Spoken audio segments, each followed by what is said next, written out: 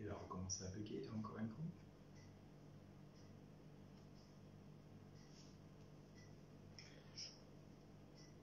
Bonjour à tous.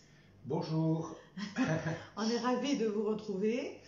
Bon, YouTube n'a pas encore démarré vraiment, mais tant pis. Écoutez, on va commencer sans YouTube. YouTube démarrera peut-être un petit peu plus tard. Ouais. C'est bizarre, autant qu'étrange. Il y a chaque jour un petit souci technique, mais c'est pas grave. C'est ainsi, c'est les aléas. C'est pas grave, le Saint-Esprit passe aussi comme ça. Oui, tout à fait. Bon, de toute manière, on est heureux de vous retrouver. On est heureux de passer ce temps avec vous. Je vais peut-être essayer de faire redémarrer YouTube. Comme ça, peut-être les frères et les sœurs qui ne peuvent pas aller sur Facebook. Et qui vont sur YouTube pour qu'ils puissent. Je vais faire peut-être ça. Ouais. On va essayer à nouveau. Ce soir, je vais prendre le chant Ton amour, ta puissance. Non, Et puis après, je prendrai un chant que j'ai écrit. On va comme ça enlever tous les problèmes et les soucis d'auteur. Voilà. Mais c'est pas compliqué. Passer au direct. Je vais prendre le chant Ton amour, ta puissance. Alors j'ai entendu une petite sœur qui a écrit un post en demandant si on pouvait chanter les chants un petit peu moins haut. Je les chante toujours comme ils sont écrits, mais là pour vraiment faire attention à elle, eh bien je baisse d'un ton Ton amour, ta puissance. Et j'espère que ce sera plus facile pour certains d'entre vous. Allez, on va réessayer à nouveau. Ouais, je sais, j'ai pas le choix. Ça redémarre.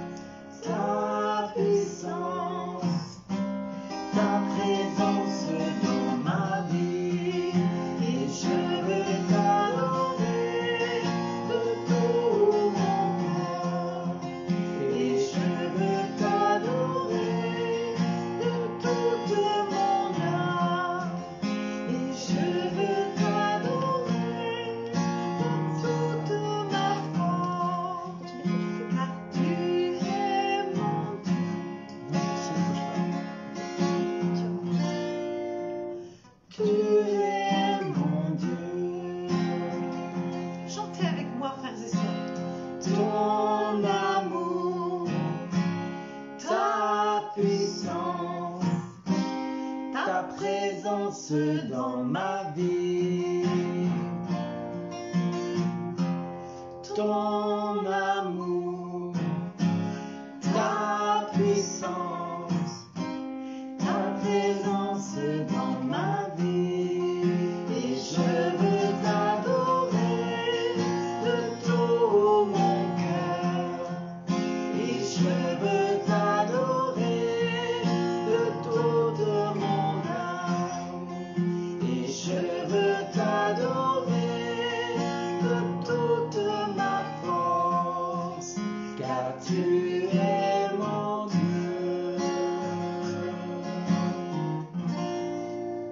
Tu es mon Dieu. Et je veux t'adorer de tout mon cœur. Et je veux t'adorer de toute mon âme. Et je veux t'adorer de toute ma force, car tu es mon Dieu.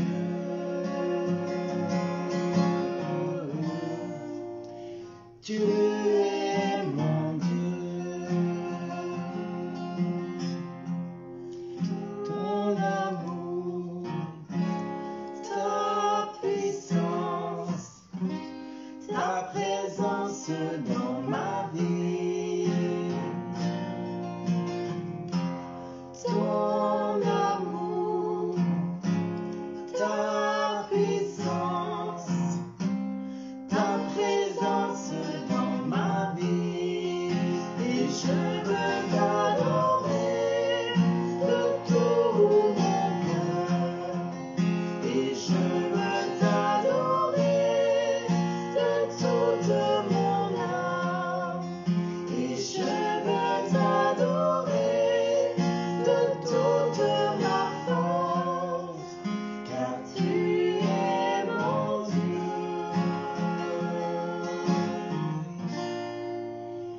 Tu es mon Dieu.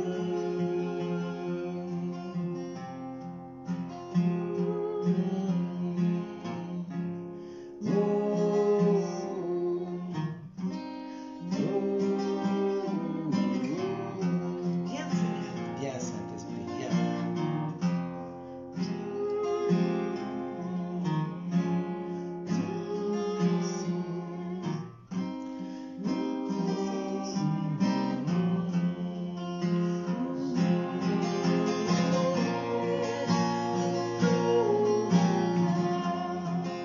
Et je veux t'adorer de toute mon âme, et je veux t'adorer de toute ma force, car tu es mon Dieu.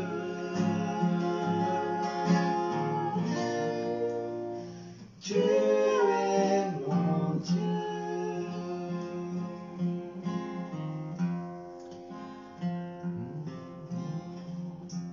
Si vous avez des personnes qui cherchent à aller sur YouTube, malheureusement j'ai l'impression que YouTube fait encore des siennes.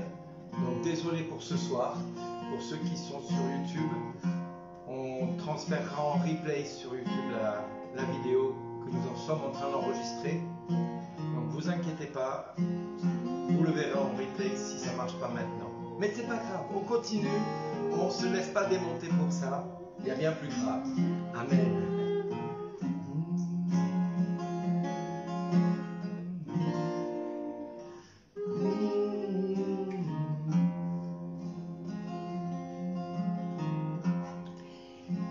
Je disais à Bernard qu'il serait bon, si vous avez mis en pratique l'enseignement d'hier, c'est-à-dire de prier pour les malades, de prier pour les personnes qui sont à côté de vous, et d'avoir peut-être fait une onction d'huile.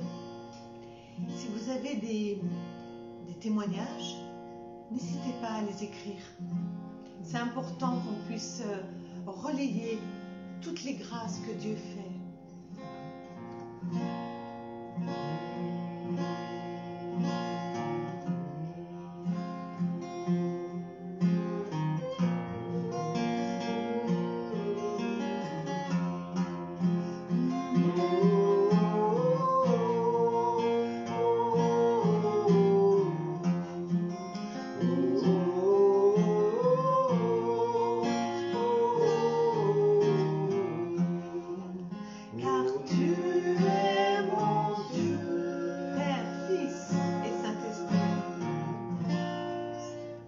Tu es mon Dieu. Amen, Seigneur Jésus, nous te bénissons, nous te rendons grâce. Nous te louons, Seigneur, parce que tu as un plan d'amour pour nous ce soir. Et oui, Seigneur,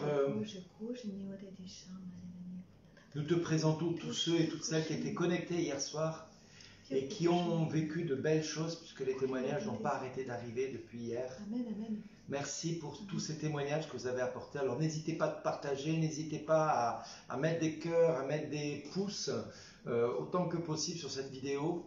De mettre le prénom et la ville toujours, j'insiste là-dessus, parce que plus il y aura de personnes et de villes, on pourra de plus en plus prier pour toutes ces personnes. Et puis mettez des pouces et des cœurs un maximum pour que ça passe. Amen. Amen. Tout d'abord, je voudrais vous inviter à prendre la parole de Dieu.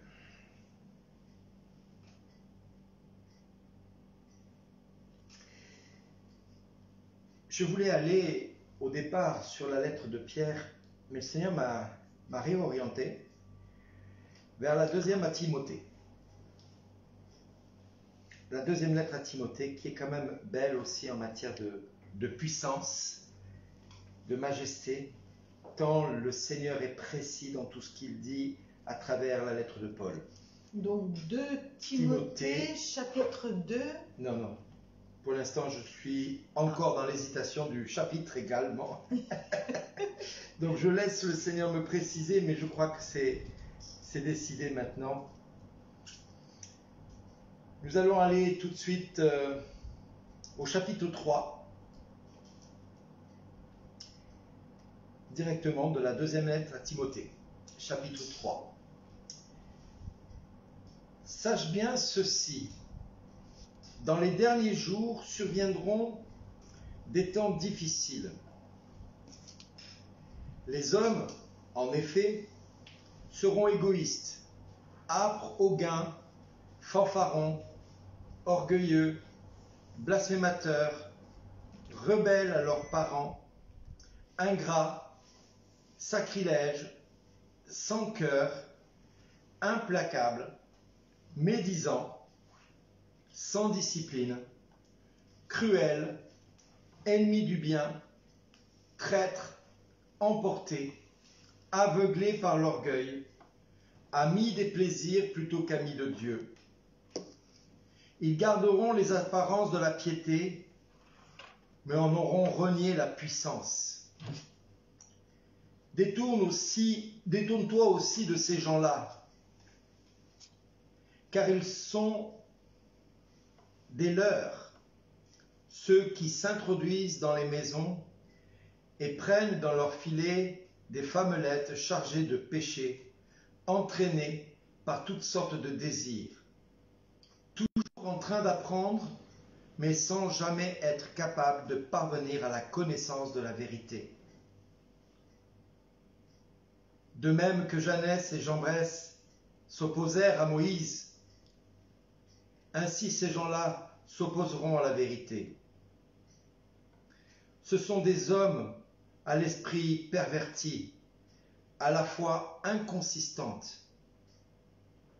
Mais ils ne diront plus avant, car folie deviendra manifeste pour tous, comme le devient celle de ces deux-là. Mais toi, tu m'as suivi avec empressement dans l'enseignement, la conduite, les projets, la foi, la patience, l'amour, la persévérance, les persécutions, les souffrances que j'ai connues à Antioche et à Iconium, à Lystre. Quelle persécution j'ai subie! Et de toutes, le Seigneur m'a délivré. Mais d'ailleurs, tous ceux qui veulent vivre avec piété dans le Christ Jésus seront persécutés. Quant aux hommes mauvais et aux imposteurs, ils progresseront dans le mal, trompant les autres et trompés eux-mêmes. Mais toi, demeure ferme dans ce que tu as appris et accepté comme certain. Tu sais de qui tu l'as appris. Depuis ta tendre enfance, tu connais les saintes Écritures. Elles ont le pouvoir de te communiquer la sagesse qui conduit au salut par la foi, qui est dans le Christ Jésus. Toute écriture est inspirée de Dieu et utile pour enseigner, pour réfuter, pour redresser, pour éduquer dans la justice, afin que l'homme de Dieu soit accompli, équipé pour toutes œuvres bonnes. Frères et sœurs, dans ce chapitre 3 de Paul à Timothée, à la deuxième lettre à Timothée, nous voyons que les impies des derniers temps s'annoncent avec force et puissance, déjà du temps de Paul, mais aujourd'hui, nous avons, quand on allume la télé, beaucoup d'impiété, de vulgarité. Nous avons beaucoup d'iniquités qui sont publiées, communiquées, enseignées, colportées. Aujourd'hui, ce qui est bien est considéré comme mal et ce qui est mal est considéré comme bien. Beaucoup de chrétiens eux-mêmes ne voient plus clair là-dessus et n'arrivent plus à faire la part des choses entre ce qu'ils doivent retenir et ce qui doit être fait ou pas. Et nous avons des chrétiens ainsi de toute bonne foi qui vont penser que ce qu'ils entendent dans les médias, eh bien c'est pour leur bien-être. C'est bon aussi qu'il faille faire attention à ce qu'il est dit dans les médias, comme si les médias étaient devenus le nouvel évangile de Dieu. En clair, ce que média dit, c'est la vérité. Ce que média dit, ça ne peut pas être contesté. Surtout pas. Ce que média dit, alors il faut faire. Le média dit de porter un masque, on porte le masque. Le média dit qu'il faut se tenir à des distances respectables, on se tient à des distances respectables. Le média dit que certains doivent travailler, d'autres pas, et on s'exécute. Les médias nous disent aussi que l'homme politique a la parole de sagesse et de vérité, et on l'écoute, et on adhère, et on fait confiance, et on croit que ces hommes politiques et ces médias visent à notre bien-être et à notre bonheur. J'oserais dire que depuis des décennies et des décennies, les élections nous ont montré au fil du temps que les promesses, elles ont été souvent bien faites par les hommes politiques et très peu tenues par eux, qu'ils soient de droite ou de gauche, qu'ils soient verts, jaunes, rouges ou bleus. Et chaque fois, en toute bonne foi, ces hommes politiques pensent que ce qu'ils disent, c'est ce qu'il faut faire. Et ils sont convaincus que c'est la meilleure des choses. Mais j'oserais dire que ces hommes-là, ces femmes-là, ces médias, ont depuis longtemps mis Dieu dehors. Et ils sont surpris que tout ce qu'ils entreprennent ne me fonctionne pas. Et ils sont surpris même que des chrétiens trouvent anormal qu'on puisse faire pendant 1 heure de notre temps le tour de notre maison pendant 1 kilomètre pour promener son chien ou pour faire du sport, pour notre bien-être, mais ils estiment que le culte n'est pas pour le bien-être de l'être humain. Or, on le sait, quand les pires catastrophes sont arrivées dans l'humanité, qui c'est qu'on est allé voir en premier? Ce sont les gens qui étaient dans le domaine spirituel pour venir en aide aux hommes et aux femmes qui avaient besoin de réconfort. Pendant les guerres, les aumôniers avaient une place particulière pour encourager les hommes, pour les motiver, pour les assister, pour leur venir en aide quand ils étaient complètement accablés par la peur de mourir, voire même par l'handicap qu'ils pouvaient vivre.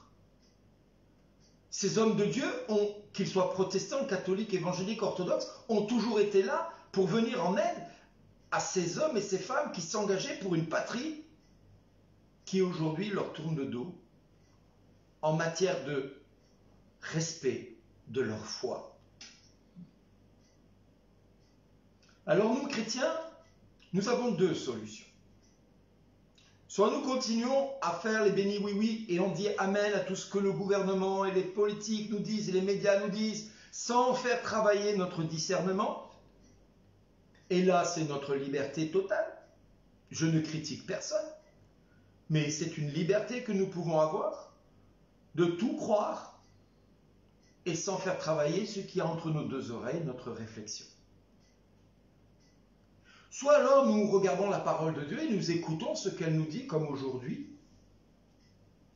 que viendra un temps où les égoïstes, âpres, hauguins, fanfarons, orgueilleux, blasphémateurs, bizarrement avec Charlie Hebdo et compagnie, on est en plein dedans, rebelles à leurs parents, ingrats, sacrilèges, sans cœur, implacables, médisants, sans discipline, c'est le cas, cruels, ennemis du bien, traîtres, emportés, aveuglés par l'orgueil, amis des plaisirs. Et pendant le premier confinement, j'ai su que les clubs libertins restaient ouverts alors que tout était confiné partout.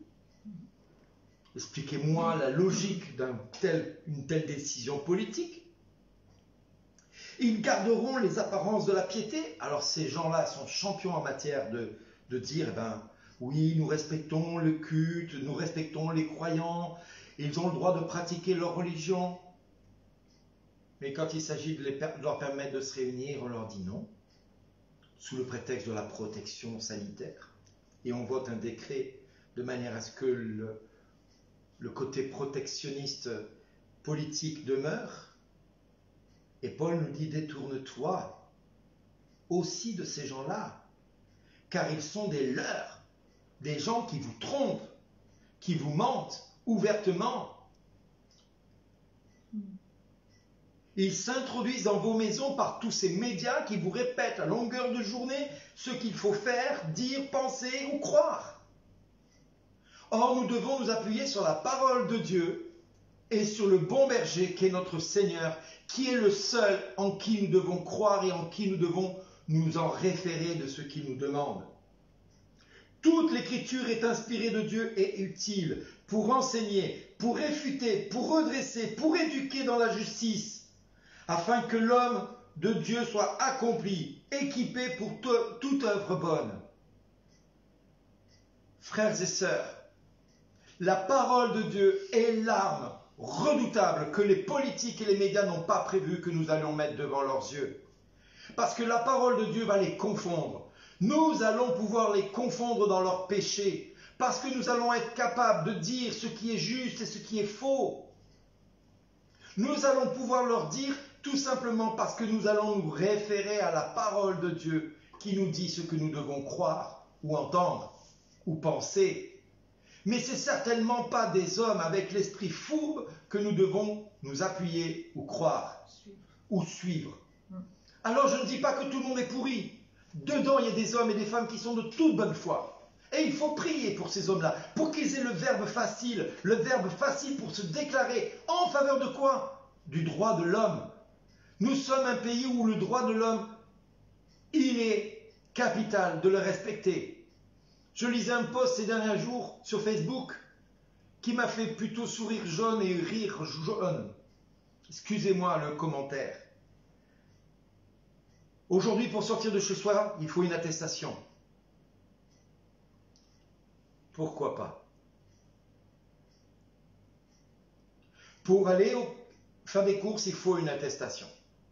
Pour aller travailler, il faut une attestation. Regardez dans l'histoire ce qui s'est passé.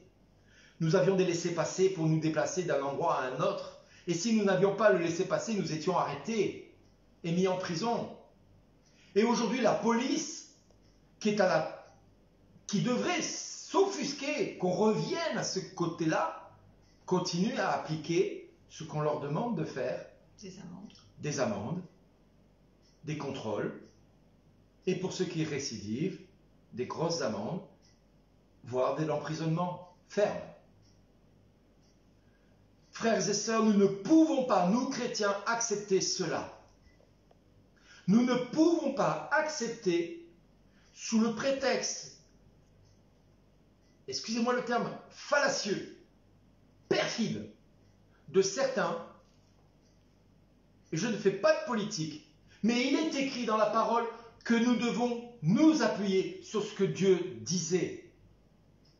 C'est la parole de Dieu qui doit nous inspirer et nous guider. C'est certainement pas ce que le monde veut que nous croyions, pensons, disions ou faisions. Non, frères et sœurs. Alors quand nous sommes chrétiens, il n'y a pas d'autre solution. Soit on se détermine pour Jésus, et là, on fait appel à la puissance de son Saint-Esprit, et on demande au Saint-Esprit de venir agir dans nos cœurs, de venir de mettre le paquet dans nos cœurs, pour que nous n'ayons plus peur d'avoir peur, que nous n'ayons plus peur d'un virus, que nous n'ayons plus peur d'une autorité humaine, mais que nous craignons Dieu. Pas de la peur. La crainte de Dieu, ce n'est pas avoir peur de Dieu. La crainte de Dieu, c'est le respect pour la souveraineté de Dieu qui nous dirige dans notre quotidien, qui doit diriger nos actes et nos pensées et nos vies. Hier, un frère a dit, nous sommes fils de roi et nous sommes fils du roi des rois. Waouh! N'oublions pas cela. Nous avons pour mission de tenir une lampe allumée à nos mains, avoir du sel qui ne soit pas affadi. Nous devons avoir une parole qui soit une parole de vérité. Et j'aimerais terminer simplement avec ce verset de la parole. Proclame la parole, insiste à temps et contre-temps, reprend, menace, exhorte, toujours avec patience et souci d'enseigner. Viendra un temps, en effet, où certains ne supporteront plus la sainte doctrine, mais au gré de leurs propres désirs et de l'oreille leur déméngeant, s'entoureront de quantité de maîtres. Excusez-moi, je reprends ce dernier verset. Viendra un temps, en effet, où certains ne supporteront pas la sainte doctrine, mais au gré de leurs propres désirs et l'oreille leur démangeant, s'entoureront de quantité de maîtres, ils détourneront leurs oreilles de la vérité, vers les fables, ils se retourneront. Mais toi, cependant, sois sobre en toutes choses, supporte la souffrance, fais œuvre d'évangéliste, remplis ton ministère. C'est à chacun de nous que Paul nous demande de faire cela, de proclamer la parole à temps et contre-temps, parce que nous sommes fils et filles du roi des rois, du Seigneur des seigneurs, du Dieu des dieux. Alors aujourd'hui, frères et sœurs, nous allons prendre un dernier chant. Nous allons chanter au Saint-Esprit pour que lui vienne nous remplir de sa présence, qu'il vienne nous remplir de son autorité, qu'il vienne nous remplir de la puissance de Dieu, qui va nous permettre de dire oui ou non à certaines choses que nous pouvons entendre, croire, accepter ou pas accepter. Mais moi, je vous invite vraiment à vous poser aujourd'hui dans un esprit de discernement sur tout ce qui circule autour de vous, de tout ce que vous pouvez entendre ou voir. N'acceptez pas tout pour argent comptant. Amen. Et une dernière chose, je voulais vous parler de quelque chose, puisque quelques-uns m'ont demandé. Vous pouvez trouver ce livre directement sur le site. Je mettrai le lien directement. Ce livre, c'est mon témoignage, si tu savais le don de Dieu. Depuis que les gens l'ont lu, beaucoup de gens ont été même guéris, certains de dépression, d'insomnie, voire même de problèmes de dos. Eh bien, écoutez, n'hésitez pas à faire circuler ce livre, à l'acheter, à le distribuer pendant ces fêtes de Noël. C'est le moment ou jamais de faire un beau cadeau à vos amis, à vos proches, à vous dire, ce témoignage a touché beaucoup de personnes. J'ai une personne qui était dépressive depuis des années, qui m'a témoigné, elle l'a lu 8 fois en 24 heures. D'accord ? 8 fois en 24 heures. Et depuis, elle n'est plus dépressive. Amen. D'accord ? Donc ça, c'est le résultat de la puissance de Dieu qui continue d'agir après avec ce livre. Donc n'hésitez pas à le faire, n'hésitez pas à le transmettre, à en acheter peut-être même plusieurs pour le donner à vos frères et à vos sœurs. Il ne coûte que 19,90 €, mais franchement, ça vaut le coup peut-être de se faire un petit cadeau les uns aux autres et de prier avant de le remettre à la personne en disant « Jésus, fais toutes choses nouvelles dans sa vie, passe à travers ce livre dans sa vie. » Amen. Soyez bénis, on continue avec ce dernier chant et on vous dit à demain, comme prévu à 20h. Bonne soirée. C'est un chant que Claire a écrit. Viens, viens Saint-Esprit,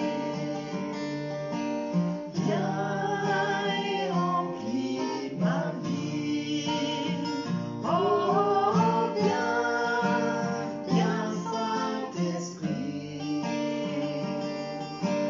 fais en moi ce que le Père a dit.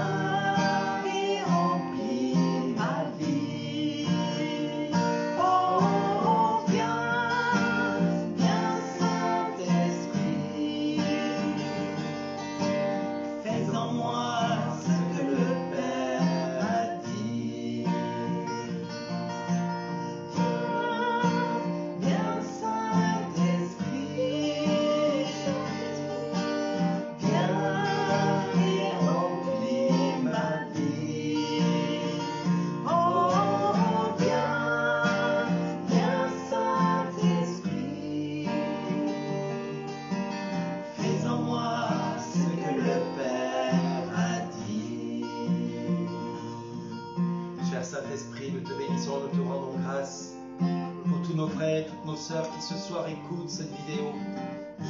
Nous te louons, nous te bénissons aussi pour le live que Carlos Payan va faire avec ses invités ce soir à 20h45, 21h. Seigneur, nous te demandons de bénir tous ceux et toutes celles qui vont continuer à se connecter via Facebook ou via son site paris-tout-est-possible.org. Vraiment, Seigneur, nous te demandons de bénir tous les frères et toutes les sœurs que nous aimons, que nous portons dans la prière. Parce qu'aujourd'hui, dans notre société, circulent trop de choses qui ont tendance à les égarer, à les éloigner de toi, à les éloigner de ta parole. Alors permets, Seigneur, que par la puissance de ton Saint-Esprit, ils puissent redécouvrir le goût de ta parole, l'amour de ta parole, qu'elle ne s'éloigne pas de nos cœurs, Seigneur, cette parole. Qu'elle soit là dans nos cœurs, qu'elle active dans nos cœurs le désir de t'aimer, de te chérir, Seigneur, de t'honorer du matin au soir et du soir au matin. Seigneur, nous te louons, nous te bénissons parce que c'est vrai que chaque fois que nous prions, au nom de Jésus, Père, toi, dans ton amour infini, tu viens au secours de nos faiblesses qui ne savons pas prier par la puissance de ton Saint-Esprit. Alors, cher Saint-Esprit, viens prier en nous ce soir. Viens mettre en nous, dans notre vie, viens mettre en toi la puissance et le feu de ton amour pour Dieu le Père. Viens et remplis ma vie.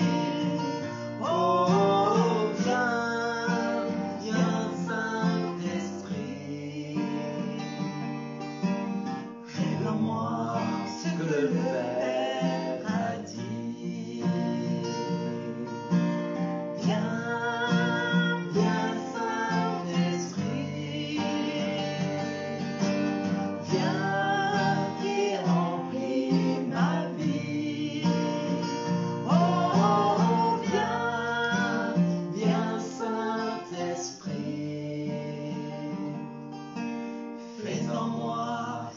Que le Père a dit. Bonsoir. Bonsoir à tous. Merci. Et à demain, 20h. On vous embrasse, à bientôt. Ciao, ciao.